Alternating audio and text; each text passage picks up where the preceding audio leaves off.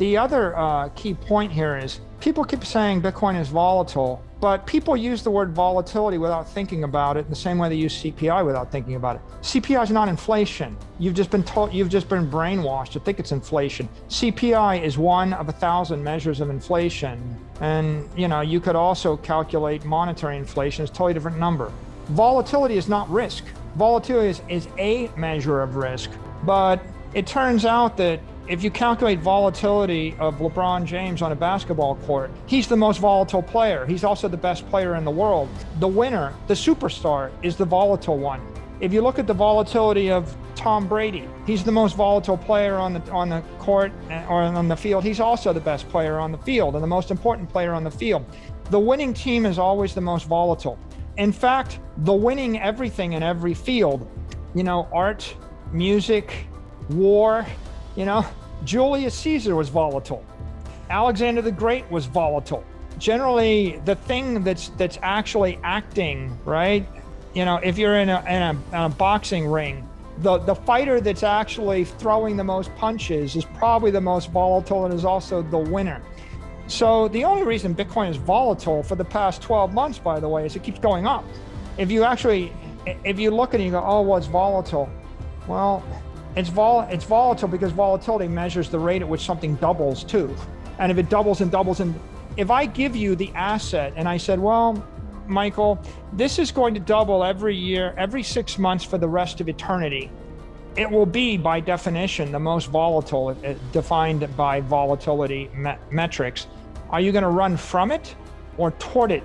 Bitcoin has been growing at 200% a year every year for the last decade because of technical utility against monetary inflation of 7%. Okay, Bitcoin is growing 500% in the last 12 months. Why did it accelerate? Well, if I have a monetary fire, what feeds the monetary fire? Money, right? If I print money, if I triple the rate at which I'm printing money, don't you think that something that has been growing before will grow even faster?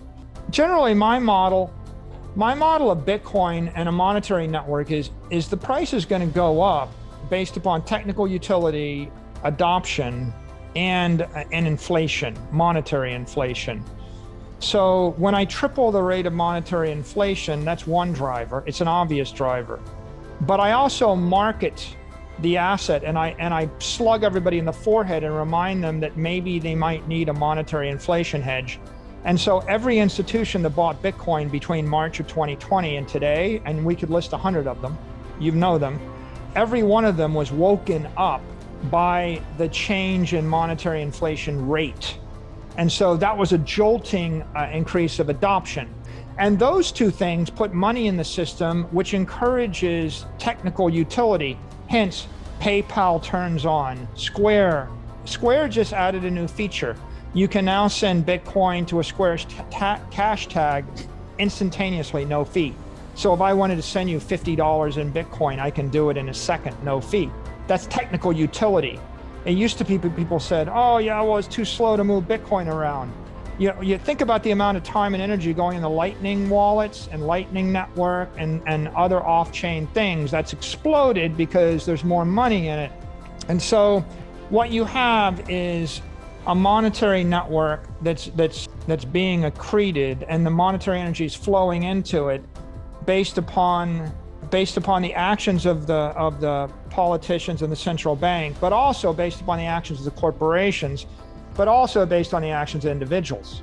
What happened in Turkey this weekend, where the head of the central bank in Turkey got fired because he'd raised interest rates. And now people think the interest rates are coming down and they're going to be looser in their monetary policy. That's a big marketing thing for Bitcoin, right? The stimulus package is a big marketing thing, for a digital asset. Well, I actually heard all of those things are playing on each other. I heard that lower interest rates actually lead to lower inflation. That's what Erdogan says. So that's what he says. But the issue, right, is what will the individual think? Right, the Turkish currency weakened by 10% over the weekend. We can say that like arm wave it away like 10%, but if I took 10% of everything that you owned overnight, would you arm wave it away? That's volatility. So there aren't that many solutions to the problem, right? I mean, what are your solutions if you're a Turkish citizen? If you had the equivalent of $10,000 in Turkish lira, what are your solutions? Yeah, it's not money. Buy gold? Like buy land outside of, there aren't very many good solutions to the problem. And so Bitcoin is becoming a more appealing solution as time goes on.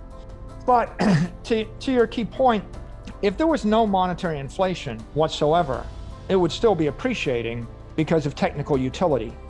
Because there's value to be able to move a block of digital gold at the speed of light. And people go, well, it doesn't move that fast. Well, they're wrong. It does move that fast. I can move it at nearly the speed of light on the square layer 2 solution, and I can move it at the speed of light on a lightning network, and I can prove that I own the $1 billion or the million or the $10 at the speed of light.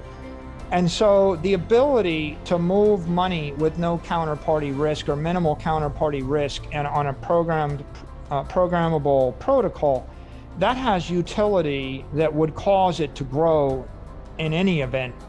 And so one can think that there's no reason why Bitcoin shouldn't expand to flip gold and then to replace negative yielding sovereign debt and then to replace money markets and savings accounts and cash accounts.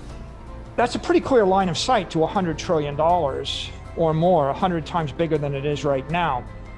And when it gets there, because it's a deflationary asset and you can't make any more of it, it should still accrete in value at the rate that the cyber economy grows in productivity, right? That's basic Austrian economics. If the overall cyber economy and all the companies that are relying upon digital gold as their base layer, if those companies are growing 5%, then the Bitcoin will grow at 5% even after it's fully adopted by everybody on Earth, right? It's always going to be a better deal than the underlying savings account that yields nothing and pays you in a currency which is debasing at 7% a year.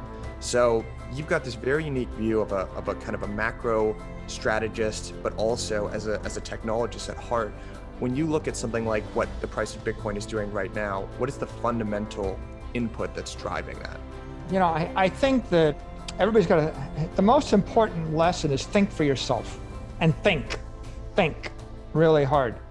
If you lived your entire life in the United States and the last 30 years you had no monetary network and you had the money supply expanding at 6%, then every model that you had was formed with those two assumptions.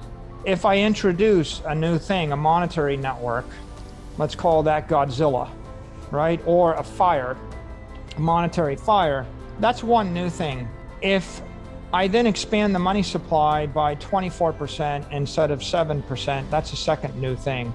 These are two new ideas, and if you didn't take them into account before, then your models are based upon history, and the history becomes irrelevant.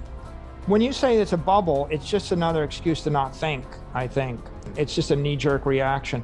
For example, if you go and you chart the US dollar against the peso in Argentina, it looks the same as Bitcoin, right? So if your definition is up to the right as a bubble, well, then the US dollar is a bubble in Argentina.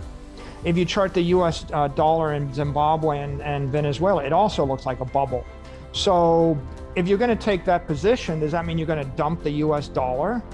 Would you trade back into the Venezuelan bolivar or the Argentine peso or the Zimbabwe currency for the same reason? And the answer is no. It's obvious to you, but are you ethnocentric? If you can put yourself in the position of another country or another frame of reference, expand your worldview, then you see there are two reasons something goes up. One is it's being artificially squeezed up in a bubble. Another is there's just a rational flow of capital from a weak asset to a strong asset. And you got to ask yourself the question, are you invested in the weak asset and is it going to the strong asset or not? I think what you see here with Bitcoin is what you see is the flow of capital from weak assets to strong assets. Go look at the price of Bitcoin in Lebanon, right? Where the currency crashed 90% or so over a year. You'll see that. Now I ask yourself the question, should you buy the Lebanese currency? Then look at the price of dollars in Lebanese currency. It's the same thing, right? So if you're actually a long-term currency trader, and if you've seen a currency weaken substantially, then I think you've got a better framework for understanding what's going on here.